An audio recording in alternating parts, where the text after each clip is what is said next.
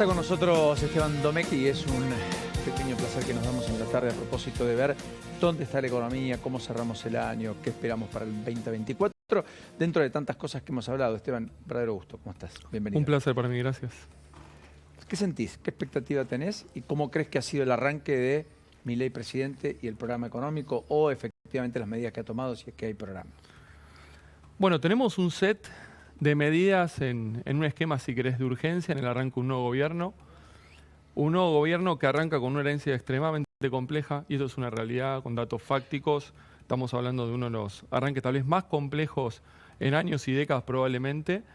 En ese arranque hay un set de medidas que atienden a intentar abordar el corazón del problema macroeconómico con una lectura, si querés, yo diría diagnóstico tema 1 acertado, lineamientos tema 2 acertado. Digo, bueno, esto es lo que tenemos y acá es donde lo tenemos que llegar, y ahí tenemos que hablar de rumbo, dirección. Y esto es importante porque Argentina, en este diciembre de 2023, no es solo que tenemos que hablar de las ciras que quedaron impagas, de la sequía del 2023 que fue histórica. Tenemos que hablar de una capa de problemas de distintas dimensiones temporales. Y este presidente creo yo que entiende ese diagnóstico de fondo. Y esto es interesantísimo, porque acá se acumulan problemas, hay una lectura correcta del cuadro de situación, y hay un norte, un objetivo y un lineamiento que dice, bueno, es cierto, hay que hacer estos cambios. Y ahí viene toda la batería de DNU, reformas de fondo, etc. La pregunta es cómo uno conecta esto con este presente tan complejo con un futuro eventualmente promisorio, y hay cosas de que agarrarse. Y ahí arranca el equipo económico, si querés, en unas 2 primeras semanas, claramente sin un plan de estabilización. Acá no hay un programa de estabilización propiamente. Con uno de los economistas que hablaba recién que decía no hay plan de estabilización. No, hoy claramente no tenemos un programa de estabilización, y esto tiene que ver con algunos faltantes, que ahora si querés los mencionamos, técnicos.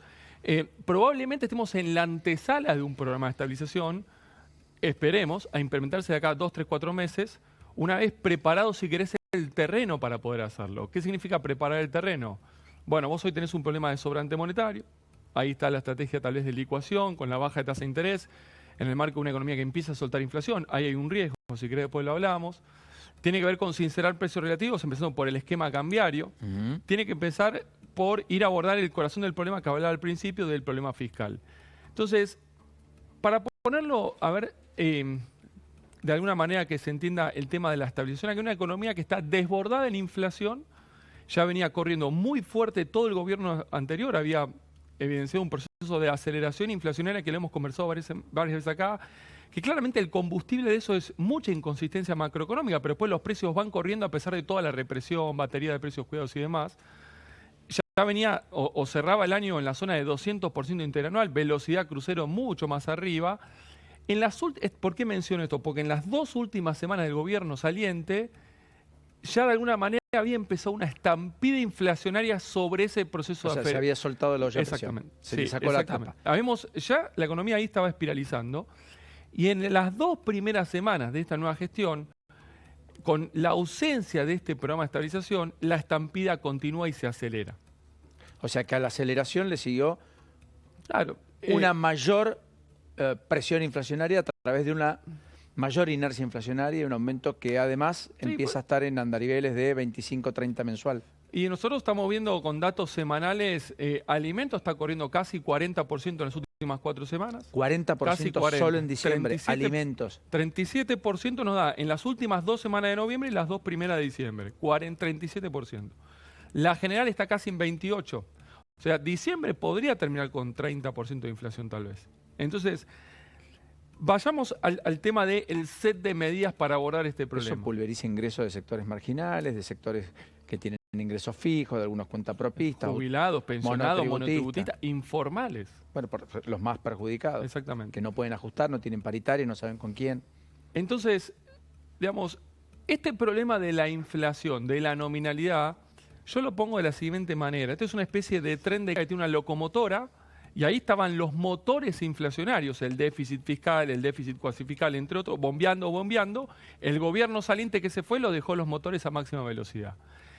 En el segundo vagón de este tren, si querés, tenés el esquema cambiario, y el gobierno saliente te dejó una brecha de casi 200%, 160%, con un tipo de cambio oficial extremadamente atrasado que vos tenías que corregirlo. Y esa corrección que se hizo en el segundo día de Lo gestión, retroalimentó la el inercia tercer inflacionaria. vagón que tenés todos los precios de la economía que te generó que ya venían corriendo fuerte, empiezan a correr fuerte.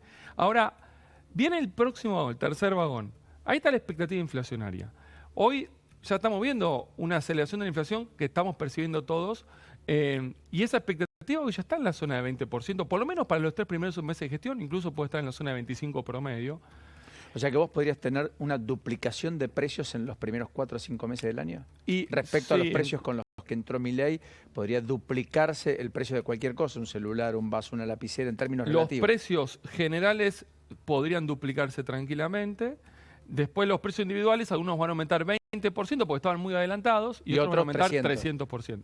Bueno, el dólar subió 120%, más que se duplicó en 3 días, en ese proceso correctivo de tipo de cambio atrasado. Atrás de ese vagón de expectativas inflacionarias viene el otro vagón que es la tasa de interés, que se baja fuertemente. Y atrás, el último vagón de este tren nominal son los ingresos, que vienen a funcionar como una especie de furgón de cola que intenta frenar el proceso porque no inflacionario, convalida los porque aumentos. no puede convalidar. Porque ¿cuál es la diferencia ahora con respecto a un mes atrás? Que hoy empezaron, y esto es lo importante, a trabajar sobre los motores de expansión monetaria, el problema fiscal y el problema cuasi fiscal. O sea, no Ahora, imprimís billetes para que el tipo te pueda con más pesos ir a comprar lo que valen más pesos. exactamente. Entonces, Mañana te pague más pesos todavía hoy y no así. tiene el tren de alta inflación, no tiene convalidación monetaria. Entonces, si vos te pasás de la raya, vos no vendés. Y ahí es donde ya estamos viendo esta semana algunas empresas que empiezan a decir, no, retrotraigo, no, descuento, etcétera. El que aumentó 50 ahora Porque baja esta es un una 15. diferencia sustancial que los agentes económicos se empiezan a empapar de esto porque la realidad se impone. Y la importación regularizada, ¿cuánto puede ayudar a eso? El tema es que vos hoy no estás, podría ayudar un montón a frenar Pero no rápidamente. tenés dólares para no pagarlo. tenés dólares. Con lo cual no vas a tener No mucho solo no insumo. tenés dólares, sino que el esquema de importaciones, y acá para mí uno de los puntos que hay que seguir trabajando, quedó con un esquema completamente diferido. Entonces, con este intento de que todo lo viejo vaya al MULC, bueno, todo lo nuevo no puede ir al MULC, entonces quedó diferido, y esto es un problema, porque vos hablas con empresarios y te siguen diciendo, Esteban, hoy sigo sin precio. No tenés precio. No tengo precio. Si yo voy a importar a 180 días si estoy en la industria automotriz. Si estoy en la industria textil, importo a 25, 25, 25, 25. ¿Cuánto va a estar el dólar en Argentina en abril? Nadie sabe. Entonces, si yo no sé cuánto está el dólar en abril. ¿Vos imaginás o en un junio, dólar que vaya mucho más arriba de los 1000 o crees que 1000 es una especie de brecha psicológica? Bueno, que justamente acá está lo interesante de este tren. Porque cuando uno dice, bueno, empiezo por la expansión monetaria, la locomotora, y entonces dice, bueno, vamos a déficit cero, un año déficit total. Interesante, porque con convicción van a atacar el corazón del problema. Bien, ahora, segundo vagón, que es el tipo de cambio, dicen, va a ir a correr al 2% por mes. Y ahí ya empiezan a aparecer algunas dudas. Ahí la empiezan inflación, las inconsistencias, decís vos. el tercer vagón corre al 25% por mes, los precios. 2% el segundo vagón, 25% este. La tasa de interés Tienen corre al velocidades 9%. que hacen que se choquen los vagones. Exactamente. Y los ingresos corren. Eso sería que el programa choque. ¿Vos crees que...? No, eso sería que el programa va a tener o va a meritar que sea revisado y retocado. Entonces, si los precios van al 25% y la devaluación del oficial va al 2%, en marzo claramente vamos a tener que devaluar de vuelta. Ahora, si en marzo tenemos que devaluar de vuelta, la devaluación va a ser mañana. Y esto tiene que ver con la inconsistencia de la carrera nominal. Entonces, el lineamiento, el diagnóstico está acertado, el lineamiento es correcto, falta calibrar esto que todavía no llegó, que sería un programa de estabilización en este set de urgencias, por lo menos para, si es la primera fase, perdón, de una programa de estabilización, alinearlo de la mejor manera para que esto llegue bien y en marzo efectivamente... ¿Crees que hay improvisación? Yo creo que no puedo definirlo si hay improvisación porque no estoy dentro del equipo, no lo estoy viendo. Sí está claro, digamos, que acá el día 1 nos llegó un programa de estabilización con todo lo que debería tener. Porque uno de los principales puntos, vos necesitas un ancla nominal. Este programa tiene anclas reales, que es el déficit fiscal adelante de la locomotora y la recesión por la que hay ingresos reales atrás, el furgón de cola. Son anclas reales. Entonces te faltan las nominales. Entonces, y las anclas reales no son efectivas para desacelerar la inflación. Es más, en una hiper, la recesión se profundiza, se cae la economía y los precios siguen subiendo. ¿Vos crees que eso es un riesgo en la Argentina, como dijo Esper? Hoy estamos adentro de un proceso de espiralización. Estamos en una zona de riesgo inflacionario, sin lugar a dudas, que puede seguir escalando. Te hago una pregunta que es la pregunta del millón. ¿Vos imaginás que el año que viene la economía cae definitivamente? ¿No imaginás un escenario donde la economía pueda crecer? Bueno, esto es lo interesante y particular de este escenario 2024 que tenemos por delante. Cuando vienen, te llaman inversores, te dicen, ¿qué imaginás para el 2024? ¿Qué negocios hago? ¿O cómo pienso el 2024? ¿Qué le decís? El 2024 el PBI te va a dar una caída, sin lugar a dudas. Que puede ser de 1 o 2 si la establección fue relativamente exitosa, o será de 3 o 4. Pero no tenés una macro depresión por delante. Porque Argentina no está en una crisis de actividad. Argentina está en una crisis de inflación. La actividad este año 2023, con una sequía histórica, debería haber caído 2 puntos del PBI y va a terminar en la zona de menos 1,5, menos 1,6. O sea, cayendo menos de lo que muchos auguraban. ¿Por qué? Porque hay sectores que están expansivos, compensando a los que están contractivos del mercado interno. Y el año que viene... O sea, campo cae, pero minería sube fuerte. Campo este año cayó por la sequía muy fuerte. Correcto. Pero minería subió, petróleo subió, energía Pesca. subió, turismo, pesca, economía del conocimiento. ¿Qué va a pasar el año que viene con petróleo? Va a crecer. Sí. Pase lo que pase. O sea, va a superar el récord de este año. ¿Qué va a pasar con minería? Va a crecer. ¿Qué va a pasar con el turismo? Va a andar bien, la hotelería va a andar bien, economía del conocimiento va a crecer. ¿No ves ahí que haya una Y el agro, ¿qué va a pasar con el agro? Tiene la contrasequía, va a crecer casi 40%. Ahora, si yo te digo que el PBI te da menos 2, para hablar con empresarios o inversores no sirve de mucho, porque adentro esconde una economía que está ajustando a nivel sectorial. Todos los sectores volcados al sector externo van a estar expansivos. Agro, petróleo, gas, energía, minería, turismo, economía del conocimiento, hotelería, servicios profesionales, expansivo. El problema lo tiene el mercado interno, porque si el promedio da menos 2, con sectores que están más 5, más 10, más 15, más 30, hay otros que están menos 5, menos 10, menos 15, menos 20, porque no tienen amortiguadores. Entonces, pero fíjate, si vamos a una caída de menos 2, y este año fue menos 1,5, menos 1,6, la caída va a ser incluso mucho menor que la del 2018-19.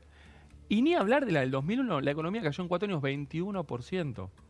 En 4 años cayó 21. 21 en el 2001, el desempleo llegó al 22. El desempleo del tercer trimestre fue 5,7. ¿No ves un desempleo arriba del 10? Puede estar 8, 9 o 10 haciendo bastante malas cosas. Argentina, yo no estoy viendo que tenga una crisis de actividad, de producción y de desempleo profunda. O sea, que sos optimista con moderación. Soy optimista en el plano real de la economía, soy más pesimista en el plano nominal. El problema es de inflación y poder adquisitivo. Y eso empobrece también. Entonces, empleo hay, trabajo hay, pero no alcanza la plata porque es un problema de inflación.